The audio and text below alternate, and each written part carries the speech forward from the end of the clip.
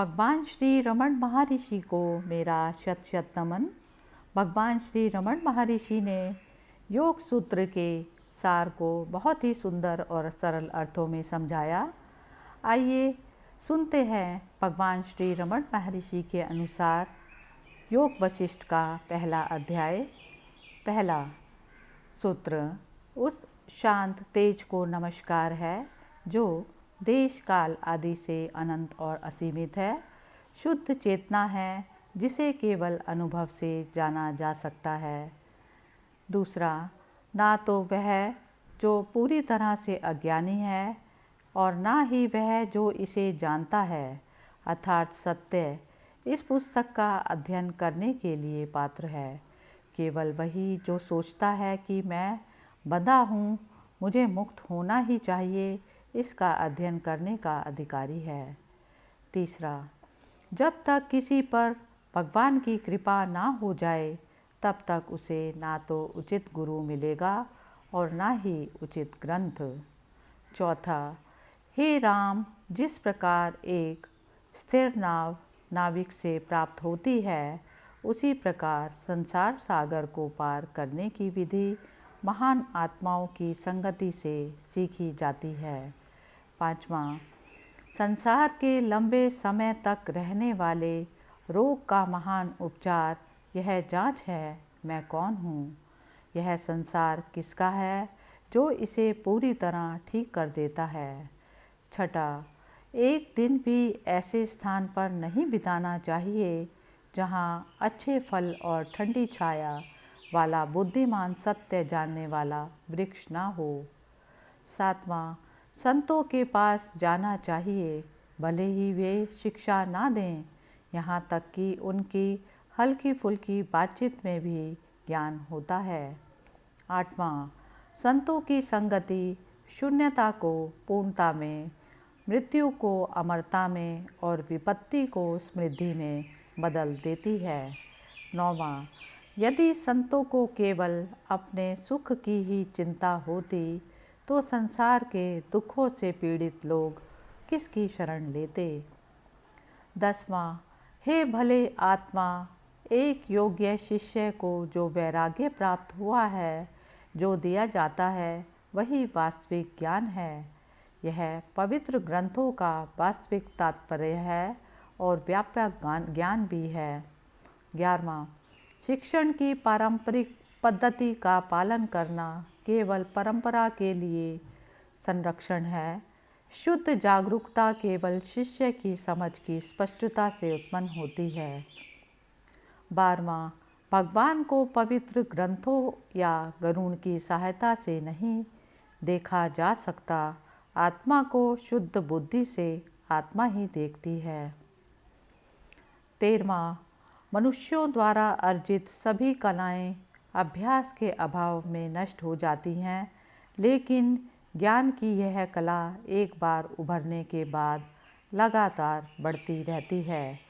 14वां, जिस प्रकार गले में पहना हुआ आभूषण भूलने से खोया हुआ माना जाता है और गलती का एहसास होने पर प्राप्त हो जाता है, उसी प्रकार गुरु के वचनों से भ्रम दूर होने पर आत्मा प्राप्त हो जाती है। 15वां, वह वास्तव में एक अभागा व्यक्ति है जो स्वयं को ना जानकर इंद्रिय विषयों में आनंद लेता है। जैसे किसी व्यक्ति को बहुत देर से पता चलता है कि उसने जो भोजन किया था वह जहरीला था। 16वां, वह विकृत मनुष्य जो यह जानकर भी कि संसारिक वस्तुएं मिथ्या हैं, फिर भी उन्हीं के विषय में सोचता रहता है, वह मनुष्य नहीं गधा है। 17वां, जरा सा विचार भी मनुष्य को दुख में डुबा देता है, सभी विचारों से रहित होने पर वह अविनाशी आनंद का आनंद लेता है। 18वां, जिस प्रकार हम एक घंटे के स्वप्न में सैकड़ों वर्षों के भ्रम का अनुभव करते हैं, उसी प्रकार हम जागृत अवस्था में माया के खेल का अनुभव करते हैं। 19वां, वह सुखी व्यक्ति है जिसका मन आंतरिक रूप से शांत और राग से और द्वेष से मुक्त है और जो इस संसार को एक दर्शक की तरह देखता है। 20वां, जिसने यह अच्छी तरह से समझ लिया है कि स्वीकृति और अस्वीकृति के सभी विचारों को कैसे त्यागना है और जिसने अंतरतम हृदय के भीतर मौजूद चेतना को महसूस कर लिया है, उसका जीवन शानदार है। 21वां, शरीर के विघटन पर केवल हृदय द्वारा सीमित आकाश चेतना का अस्तित्व समाप्त हो जाता है। लोग व्यर्थ ही विलाप करते हैं कि आत्मा लुप्त हो गई। 22वां, जब बर्तन आदि टूट जाते हैं तो उनके भीतर जगह असीमित हो जाती है। इसी प्रकार जब शरीर का अस्तित्व समाप्त हो जाता है तो आत्मा शाश्वत और अनासक्त रहती है।